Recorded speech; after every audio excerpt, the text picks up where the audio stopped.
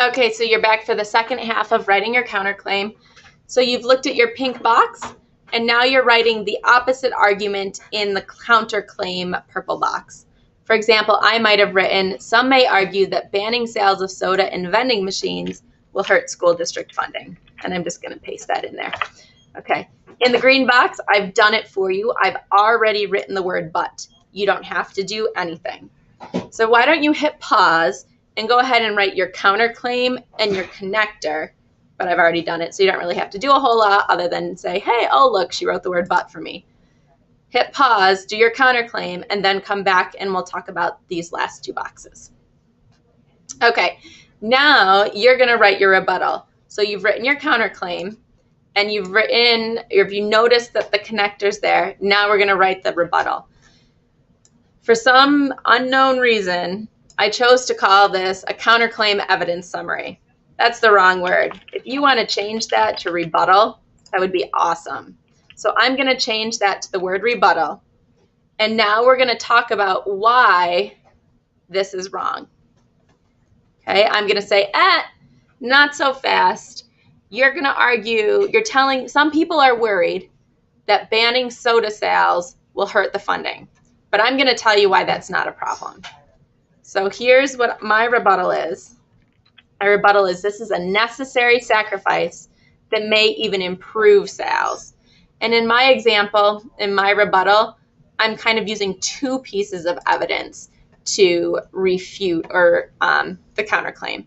So if you potentially want to use more than one reason to refute or rebut the counterclaim, you can do that. So once you've written, so why don't you go ahead and hit pause, write your rebuttal, and then hit play when you're ready to put it all together. Okay, so now our final step is going to be to take the counterclaim, and then we're going to copy the but, and then we're going to take the rebuttal. And we're pasting all three of those things in order into our final counter argument. And we don't have to get fancy. We're not being creative. We're literally just sticking all three of those things together. So I ended up with, some may argue that banning sales of soda in vending machines will hurt school district funding. But this is a necessary sacrifice that may even lead to increased sales. So go ahead and hit pause. Paste all your pieces into this final yellow box, and then we'll take it from there. Okay, so you're back. So now we are going to move some of our information into our outline. So I would like you to take your final counter argument, what you wrote in this yellow box, and you're going to copy it. And you are going to scroll down to your outline, and there should be, it should say Roman numeral number 4, counter argument, and you're going to paste your counter argument right there. Okay? Within your counter argument, I want you to highlight the rebuttal. Okay? So you are going to select the rebuttal. Remember, that's everything that comes after the word but. You're going to select the rebuttal, and let's make it, I don't know, pink. Okay, so select the rebuttal and make it pink. Hit pause so that you can paste your counter argument and then highlight the rebuttal portion, which is everything that comes after the word but. And then hit play when you're ready to go again.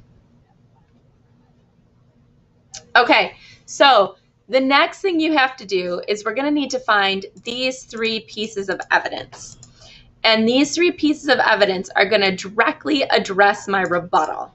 So you're going to go to your note-taking grid, and you are going to find every piece of note that proves that banning soda is a necessary sacrifice and that banning soda may lead to increased sales. That's what I would do.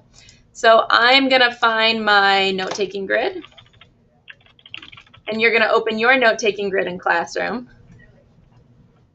Somewhere my note-taking grid exists.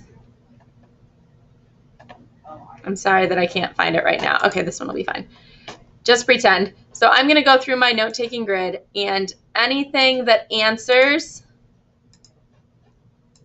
or help support my rebuttal, that's the stuff that comes after the word but, that says this is a necessary sacrifice that may even lead to increased sales, I'm going to color code that pink. Okay?